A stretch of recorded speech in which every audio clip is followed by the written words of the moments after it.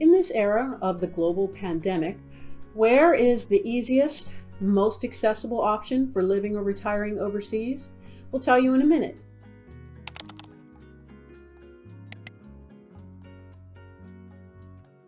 Hello, I'm Kathleen Petticord. I'm Leif Simon. Welcome to a new edition of our Live and Invest Overseas podcast.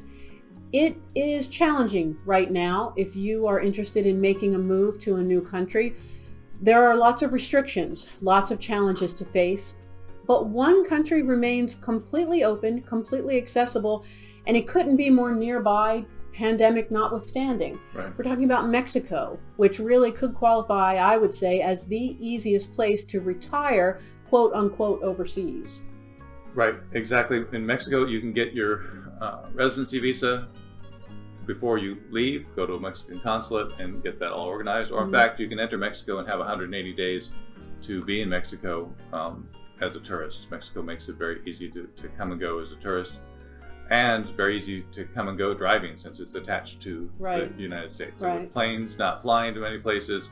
We have friends in Italy who can't get back to Australia simply because there are no flights going, and Australia is only allowing so many people back. Even we know lots of people who are kind of stuck in places where they really don't want to be, but there's no option at the moment. Right. However, if you're in the United States and you would like to make a move somewhere now, I'd say take a look at Mexico, because you can load up your car with all of your personal belongings, with your pets, if you want to move with a pet, and just head south. It doesn't get easier. The border's open. Right, and we have colleagues and friends who live in Mexico part-time and have been going back and forth between Mexico and California over the last year, deciding where to be when based off of what the current pandemic situation is.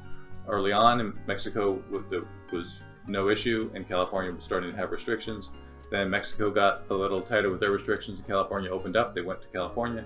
Then California turned back into a no-go zone, and they packed back up and drove back down to Mexico. So they're in Mazatlan on the Pacific coast, which kind of segues to another, I think, important point to make in the context of Mexico as an option for going overseas. It provides so many different options. This is a huge country with two long coasts and then a whole lot of interesting options in between, in the middle. So our friend who we're talking about, who has, over the past year, while everything has been evolving with regards to the pandemic situation around the world, he and his wife have been able to go back and forth between California and Mazatlan. That's really a remarkable thing. And not willy-nilly, and not trying to break any quarantine rules, but just to be in the place where their life is better, depending on the current rules. But the border's been open, and Mexico is a big country. Lots of options for where to go. On the Pacific coast, you have Mazatlan, Puerto Vallarta, Cabo San Lucas on the peninsula. On the east side, the Caribbean side, Cancun, Playa del Carmen, Tulum are the main places that people go. In the middle, you have San Miguel de Allende, Ajijic. Querétaro is a place that I would go, although that's less expatty. Right, more local Mexican community. More local. And so if you want to not learn Spanish or not learn a lot of Spanish and speak English, all of the tourist spots definitely have plenty of English speakers. And Puerto Vallarta has been a tourist destination for many, many decades, and at this point, I don't know if there's any Mexican working in Puerto Vallarta that doesn't speak English. Right. So that makes life easier. Puerto Vallarta has, if you're into all the big box shops, easy grocery shopping, Walmart, get all the stuff that you want. Has a colonial city, has a marina, has golf courses. Has everything that you could want in retirement. And our friend who is retired part-time to Mazatlan, he says at first he was embarrassed by admitting that he, at this stage of his life, he's lived, in fact, in a number of other places in Latin America over the past nearly 20 years. He said, at this stage of my life, I wanted convenient and comfortable and easy. And he said Mexico offers that while still offering the exoticness and a little bit of an adventure day to day. It's not like retiring to Arizona or Florida. There's still a little more interesting, maybe, and a little more exotic, a little Right. more culturally different, and a lot more affordable. and a lot more affordable. So the Mexican peso has gone up and down like many currencies over the last year, but still very affordable from a day-to-day living perspective. Real estate in many of these areas where expats and tourists are going are priced in U.S. dollars, but even with that last year, people were changing their dollar prices because the peso had gotten so weak at one point.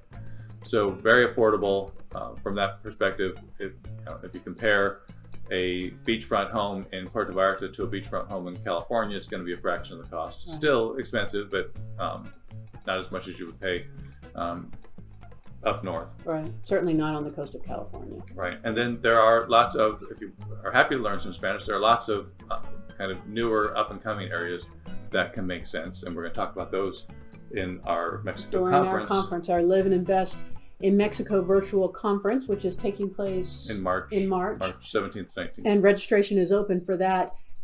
One specific destination I want to mention, I think it's worth highlighting. We've identified a town called Alamos in Mexico, a colonial city, that we, based on friends and contacts who've spent a fair amount of time there, have decided maybe presents the best option for single women, for a single woman Right. retiring overseas alone, wanting to make a move like this on your own.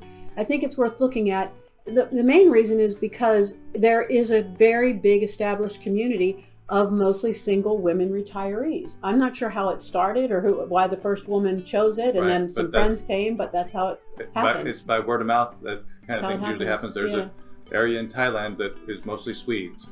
Right, So right. some Swedes came and told their friends and told their friends. And Exactly. like that old commercial. Right.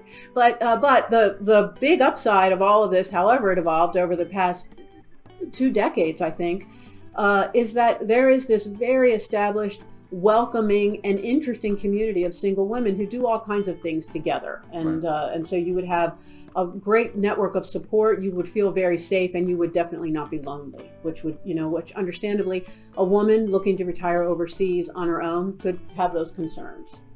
So that's just one option. Again, Mexico offers Well, so many. And safety concerns is something people think about. Right. In Mexico, the CNN headlines, the mainstream news headlines are all about the blood and gore and what's going to get people's attention. And the cartels. But we know many people who live in Mexico, and especially in these areas that we're talking about where there's high tourism, the drug cartels don't want the attention. They don't really operate in those areas.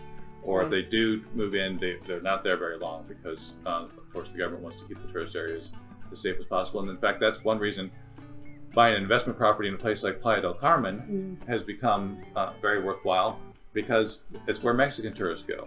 So you're finding a growing middle class of Mexicans going to these tourist spots that were originally set up to attract foreign tourists, and the Mexican middle class are going to places like Puerto Vallarta and Playa del Carmen. Right. And so from a real estate investor's perspective, my perspective, you have now a full year of season in some of these places because the foreigners come in the northern winter, and the Mexicans tend to come then during their breaks and during When their kids are the off school. actual summer. Yeah. Exactly. And so, a diversity of potential renter is a very big advantage for someone looking to invest in a rental property. So yeah, and for a snowbird who wants to be down there during those months.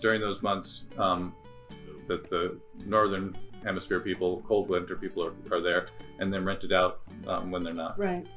All right. We hope we've given you an overview of just some reasons why we think Mexico is a great choice, and right now one specific reason why it could be considered a top choice, because it's possible. If you're looking to make a move right now, take a look at Mexico. All you have to do is load up your car, put the dog in the back, and drive south. I don't think it could get any easier. Thank you for listening, as always. We'll be in touch again soon. Take care. Bye, everyone.